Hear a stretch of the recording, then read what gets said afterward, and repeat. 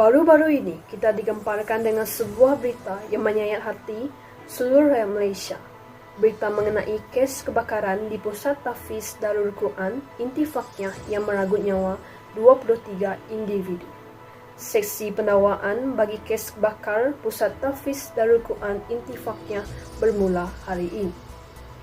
Jadi, kita langsung ke Mahkamah Jalan Duta Kuala Lumpur bersama wartawan kita Venus Anarunggu. Dan Venus, silakan.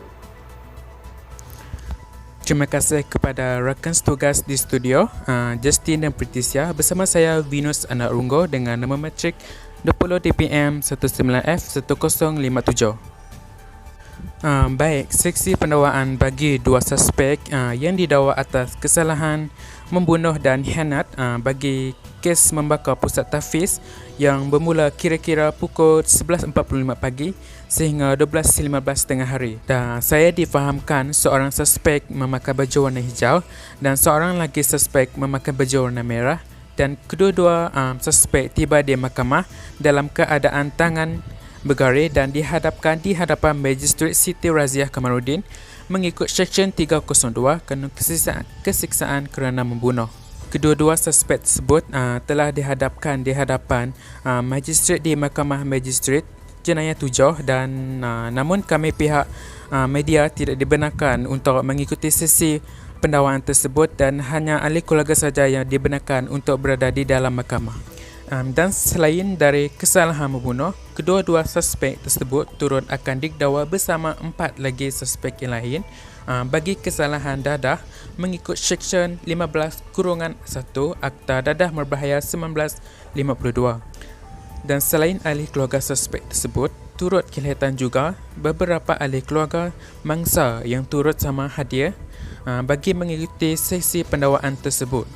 Mengimbas kembali 14 September yang lalu, seramai 23 orang mangsa terkorban akibat terperangkap dalam kebakaran di tingkat 3 asrama pusat tahfiz tersebut. Dan saya juga difahamkan 2 hari selepas kejadian tersebut, pihak polis pun telah menahan semua suspek dan memandangkan semua suspek berusia bawah 18 tahun.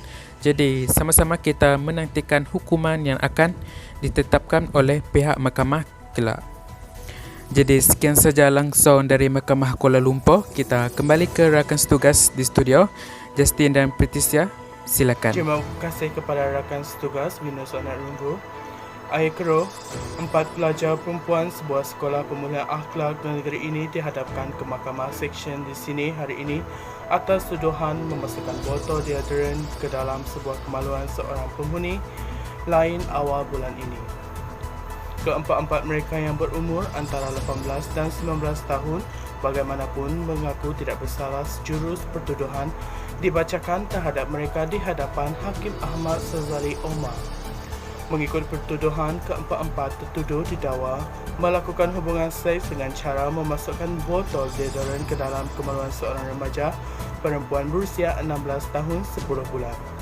Kesalahan itu didakwa dilakukan di sebuah bilik di sekolah di berkenaan kira-kira jam 5 petang pada 9 April lalu. Semua tertuduh didakwa mengikut Seksyen 377 CA Kanun Kesiksaan dibaca bersama mengikut Seksyen 34 Kanun Sama yang memperuntukkan hukuman penjara maksimum 30 tahun dan sebat jika sabit kesalahan. Terdahulu, menerusi timbalan pendakwa raya Siti Ruvina Muhammad Rawi tidak membenarkan jaminan atas tertuduh atas faktor semua tertuduh hampir tamat tempoh perintah di sekolah tersebut dalam tempoh terdekat dan mencadangkan jaminan sebanyak RM30,000 bagi setiap seorang tertuduh berserta dengan syarat tambahan jika mahkamah menggunakan budi bicara.